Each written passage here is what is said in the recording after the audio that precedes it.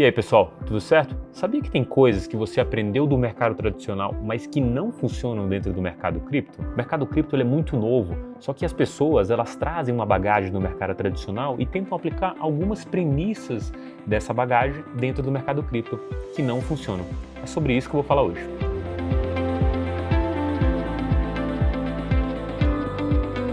Opa, eu aqui de novo, André Franco, Head de Research do mercado Bitcoin. Por mais que eu tenha entrado em cripto profissionalmente em 2017, trabalho como analista, eu tive uma breve passagem pelo mercado financeiro tradicional, acompanhando o que a gente chama de mercado tradicional, que sejam ações, renda fixa e uma série de outros ativos ali. Por mais que eu tenha essa bagagem de cripto, eu vim com algumas premissas erradas do mercado tradicional e tentei aplicar em cripto.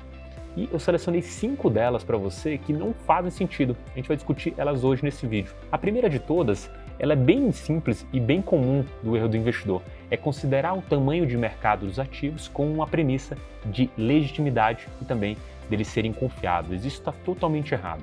E eu vou te explicar um pouco do contexto da onde vem essa premissa. Quando a gente fala do mercado tradicional, a gente está falando de empresas ali da bolsa, tanto brasileira quanto americana, que tem um certo tamanho de mercado e ocupam ali os top 10 ativos, né, as top 10 empresas do mercado financeiro.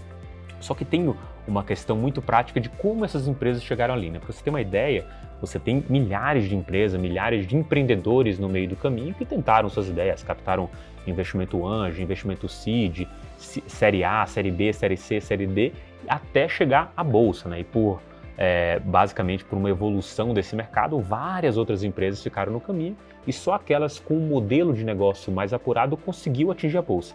Dentro da bolsa, você tem uma evolução ali natural, obviamente, de modelo de negócio, de atração de capital, de crescimento, que faz com que essas empresas saiam de uma posição ali fora do top 10 e entrem no top 10. Então são modelos econômicos, modelos financeiros e de negócio mesmo que são testados ao longo de anos para aí sim chegar naquele ponto. E você tem uma massa crítica gigantesca de analistas se debruçando sobre aqueles cases, colocando tanto opiniões positivas quanto negativas e, óbvio, em algum momento a realidade se põe, né? Tanto do ponto de vista positivo quanto de negativo. Só que a grande questão é, olha o processo que esse cara passa até ele chegar na bolsa e depois o processo que ele passa para se consolidar como uma grande empresa. Isso não acontece em cripto. A facilidade e a falta de barreira de entrada dentro desse mercado facilita com que as pessoas, os projetos, os empreendedores consigam lançar projetos rapidamente e, dado a força da comunidade, das pessoas, conseguir alcançar posições dentro desse mercado. E o grande, talvez, problema dessa legitimidade dentro do tamanho de mercado é o que a gente vive hoje, o que já viveu dentro do mercado cripto no passado.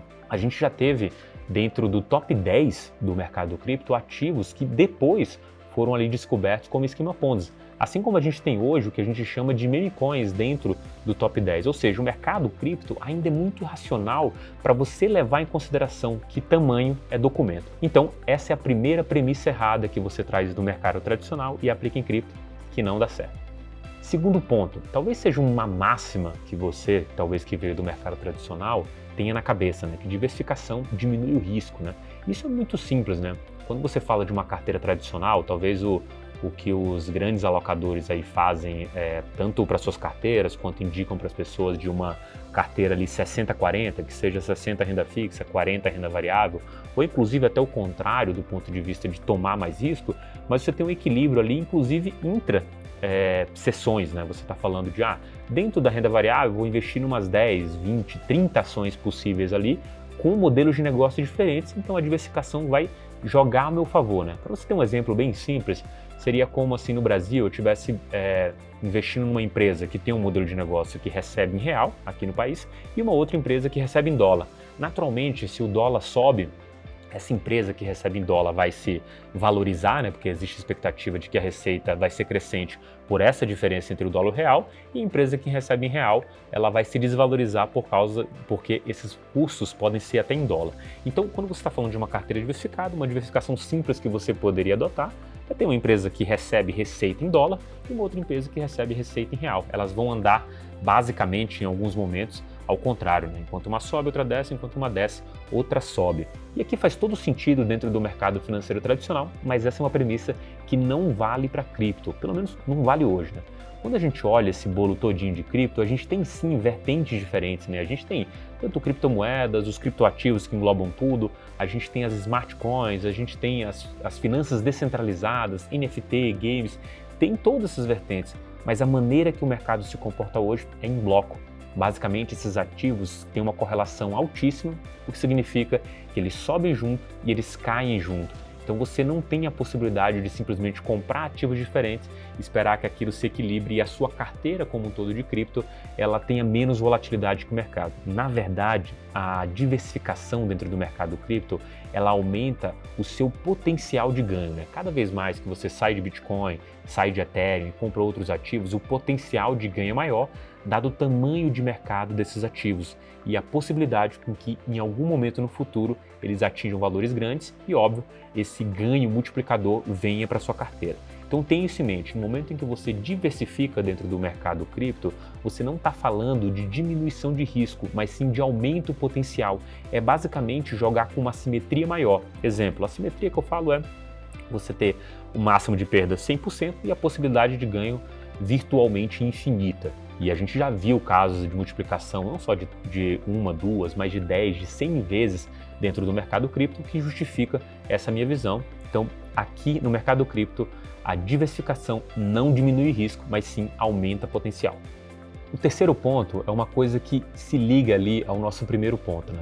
Quando você olha no mercado cripto, da mesma forma que você olha no mercado tradicional, você pensa, olha, no mercado tradicional eu sei que essas empresas já consolidadas, elas não vão ser aquelas que vão mais crescer, mas sim aquelas que vão dar alguma segurança no meu portfólio de ter aquele ativo.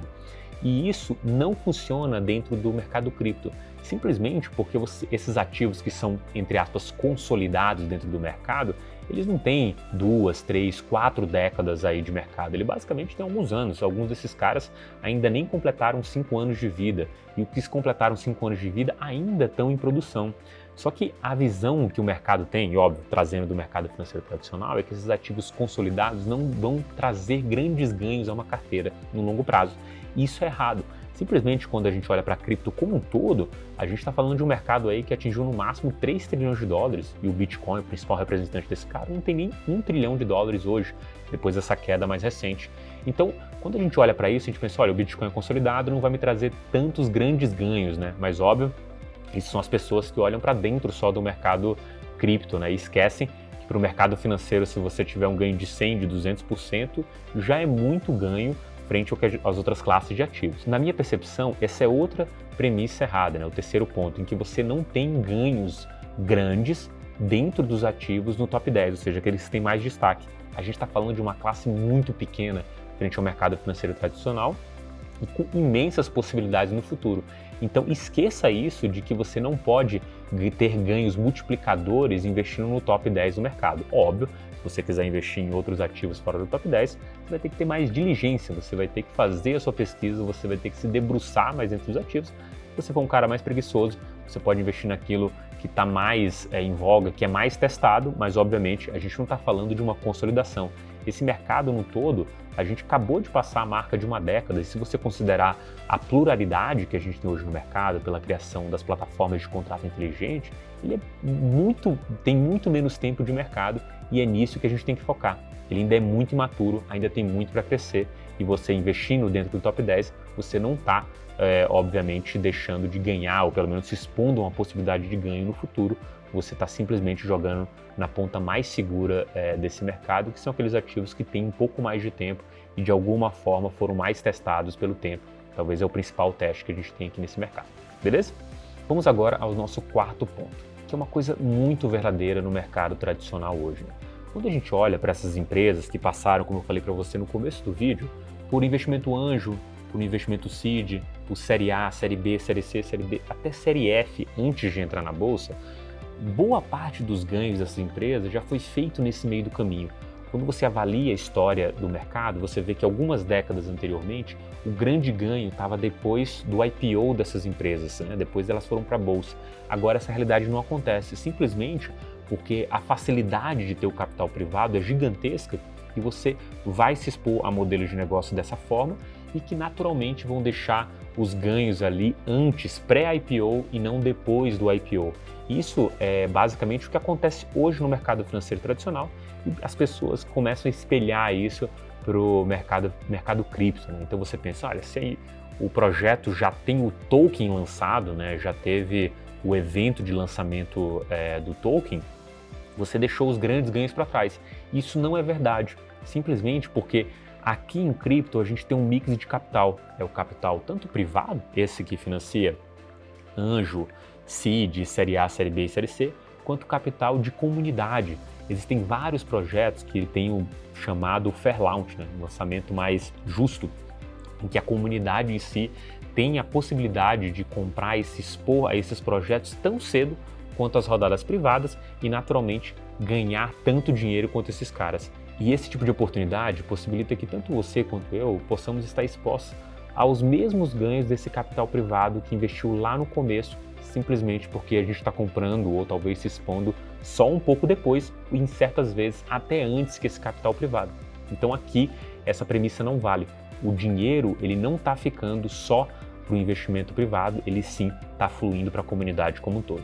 Quinto ponto, naturalmente, quando as pessoas olham para o mercado financeiro tradicional, existe uma premissa básica que é válida dentro do mercado financeiro tradicional, que é, se eu tenho uma ação de uma empresa e essa empresa vai bem, a ação naturalmente vai bem, porque existe uma série de mecanismos, uma série de leis ali que obrigam o fato de você ter uma ação ter direitos como sócios, tanto em dividendos, quanto em crescimento, quanto o pedaço que ele vale da empresa, né? Se você tem 0,00001% da empresa e a empresa cresce 2 vezes, por mais que seu montante seja irrisório, você vai valorizar o tanto quanto aquela empresa, porque aquilo te dá direito ao pedacinho da empresa que você comprou.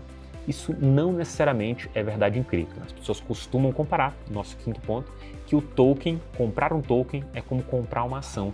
Isso não necessariamente é verdade. Simplesmente porque agora em cripto você tem uma dissociação ou uma diferenciação entre o dono da empresa, o equity holder, e o token holder, que é o cara que tem o token. Simplesmente você pode ter a possibilidade do token holder ter direitos semelhantes ao equity holder e crescer junto com o projeto, quanto pode ter uma dissociação geral e esse token não capturar valor do crescimento desse projeto. O exemplo talvez mais básico e geral que eu consigo ver hoje no mercado é a dissociação que a gente tem da Ripple, a empresa que está por trás do token XRP, e o próprio token XRP. O token XRP não existe a mínima possibilidade dele capturar o crescimento da Ripple. O Economics, o token Economics, o desenho econômico desse token não possibilita que, por mais que a Ripple cresça, o XRP ele vai crescer junto. E a gente não tem só esse exemplo, a gente tem vários outros exemplos que não capturam o crescimento do token. Por isso que eu falo que é errado você considerar um token como se fosse uma ação e achar que porque você está comprando um token de uma empresa boa, aquilo vai fluir, o valor vai fluir da empresa para o token. Isso não é verdade dentro do mercado cripto. Bem, com isso eu encerro aqui os nossos 5 pontos ou 5 premissas que você não deve adotar do mercado financeiro tradicional para cripto, mas provavelmente eu não cobri tudo. Então quero que você comente aí embaixo, né, que outros tipos de premissas as pessoas adotam do mercado financeiro tradicional que não servem em cripto. E também, se puder dar ideia de outros vídeos, eu também estou aberto a isso. Sempre gosto de ouvir vocês para saber qual vai ser o tema do próximo vídeo. Beleza? Brigadão e a gente se vê numa próxima.